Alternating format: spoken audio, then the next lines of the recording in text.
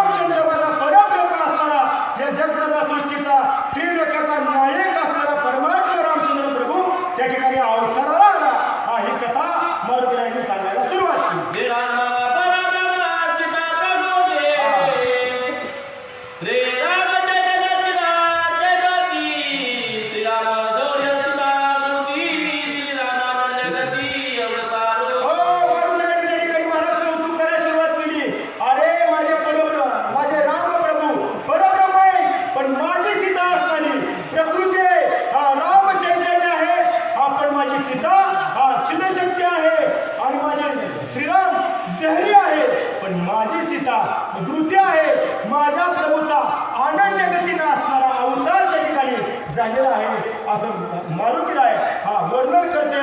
कथेचं गायन करायला मारुतीरायांनी सुरुवात केली.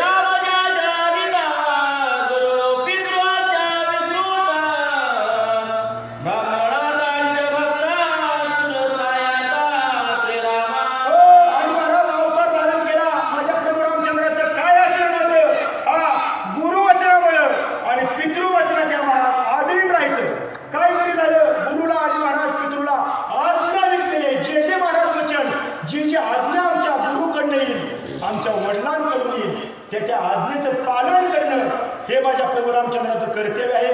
ते करून दाखवलं. आणि असणारे महाराज ते सांगतात, ब्रह्माचं भक्त जे ब्राह्मण आहेत त्यांचं त्या ठिकाणी रक्षण करण्यासाठी, गोमातेचं रक्षण करण्यासाठी अगदी सुसज्ज असणारे त्यांच्या मदतीला धावून जाण्यासाठी माझ्या प्रभू रामचंद्राचा अवतार झालेला आहे असं मारुतीराय त्या ठिकाणी सांगत आहे.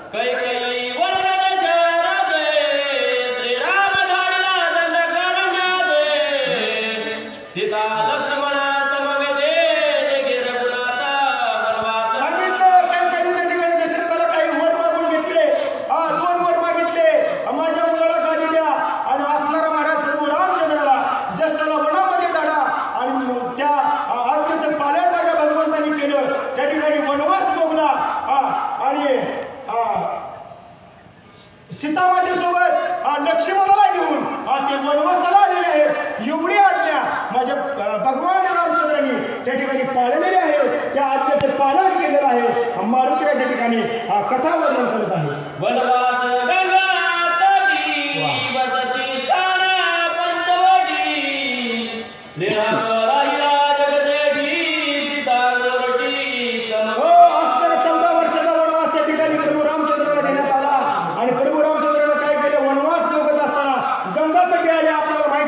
चित्रकूट पर्वतावर असताना काही वेळ त्या ठिकाणी निवास केला. नंतरचा असणारा प्रवास गोदा तटी झाला आणि गोदावरीच्या तटी असणारी पंचवटीच्या ठिकाणी माझ्या प्रभू रामचंद्रानं काही दिवस त्या वनवासामध्ये घालवले. मारुतीराय असणारे त्या वनवासाचं कथन सीतामातेच्या बेशुद्ध अवस्थेत त्या ठिकाणी संकीर्तन मारुतीरायांनी केलेलं आहे. कथेचं वर्णन माझे मारुतीराय करत आहे. नाथ महाराज आपल्याला सांगत आहे.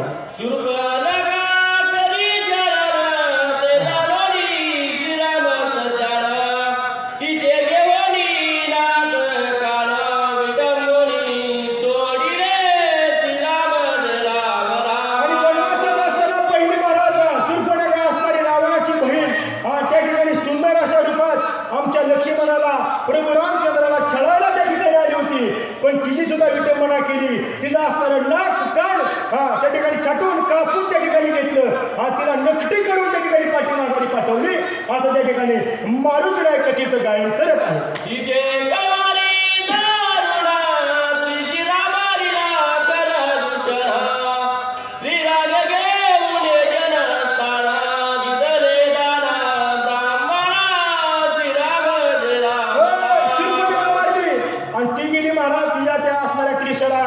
कर दूषणाकडे तिचा कैवार घेऊन ते त्रिशरा दूषण कर माझ्या प्रभू रामचंद्रावर चालून आले. पण त्यांचा सुद्धा काटा काढला, त्यांना सुद्धा ठेवलं नाही. आणि त्यांचं असणारं महाराज त्यांनी जे ऋषींचं काही जनस्थान घेतलेलं होतं ताब्यात, ते जनस्थान परत असणार त्या ऋषींना ते महाराज काही ब्रह्मवृंद होते त्यांना परत दिलं. त्यांना आधार दिला. असं त्या ठिकाणी मारुतीराय कथेचं गायन करत आहे.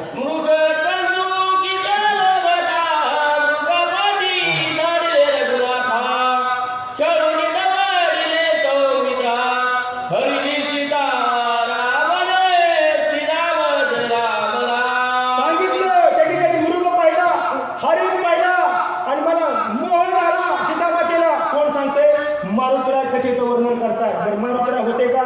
पण सगळ्या गोष्टी असणाऱ्या सीतामात्या बेशुद्ध अवस्थेत आहे.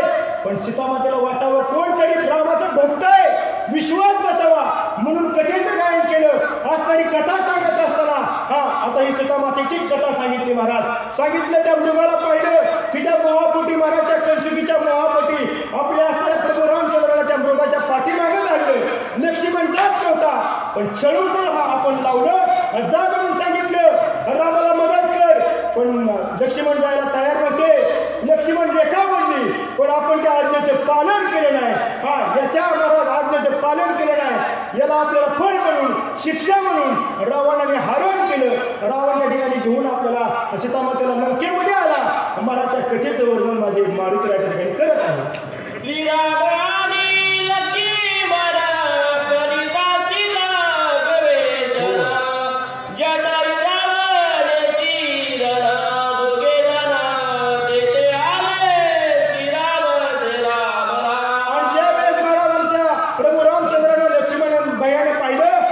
सीतामाता पर्णकुटीत नाही,